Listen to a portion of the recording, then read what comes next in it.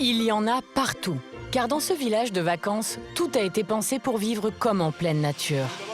Charles est le responsable des espaces verts. Ça va? Faites pas tout, hein. Faites juste les contours d'arbres et les contours de grillage pour que Charlie après vienne avec la grosse machine. Ça marche. Une végétation luxuriante qui n'existait pas. Tout a été conçu par les paysagistes. Tout ce que vous voyez là, ça a été tout planté à la main.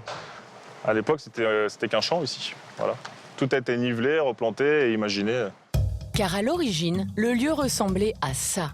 Des champs à perte de vue. En 2 ans, 9000 arbres et des milliers de végétaux ont été plantés pour créer cette cité végétale au cœur de la Seine-et-Marne. Pour assurer la floraison de toutes ces plantations, le parc a fait appel à des ouvrières très spécialisées, des abeilles.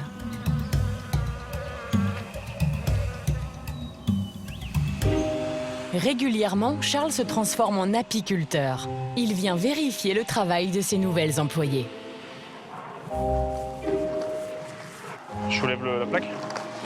Le parc compte une dizaine de ruches, soit plus de 700 000 abeilles. Leur mission ? Polliniser les plantes et permettre ainsi la reproduction des végétaux. Elle nous aide surtout à avoir un site qui est beau, qui est tout le temps fleuri, qui est tout le temps là, avec des plantes sans arrêt, qui poussent. Voilà, donc voilà encore elle nous aide. En général, elle est au milieu, la reine. Ouais. Une pensionnaire compte plus que toutes les autres. C'est la reine. Car sans elle, la ruche est vouée à disparaître. Parfois, la reine s'en va, et donc là, on va juste voir si elle est bien là. Si elle n'est pas là, il faudra qu'on remette une reine dedans. Et derrière, c'est comme une greffe un peu. Et voir derrière si les seins d'abeilles acceptent la reine, la nouvelle reine.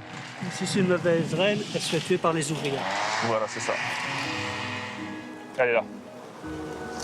Ah, voilà. Là, on la voit bien. Voilà, donc on voit qu'elle a un corps qui est un peu plus long.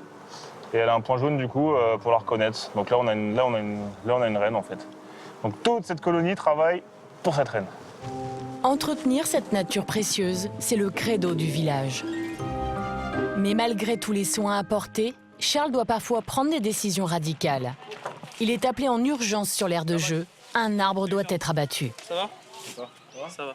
C'est un diagnostic hier et il s'est avéré qu'il n'est pas sain du tout. Donc pour des questions de sécurité, je vais être obligé de l'enlever. D'accord, ok. L'arbre est malade. Il menace de tomber à tout instant. Maxime, le responsable du parc, va devoir le couper par petits morceaux, le tout en rappel. Non, c'est bon. Attention dessous!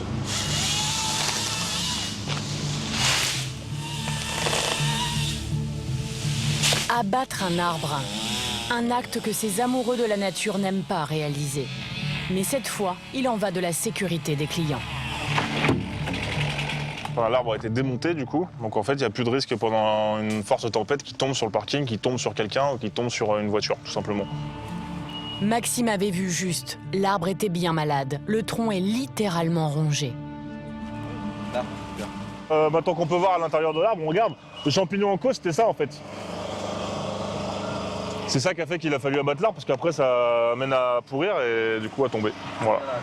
Bon Max, à toutes. Ouais, à toutes. Le risque évité, les vacanciers peuvent désormais profiter du site en toute quiétude.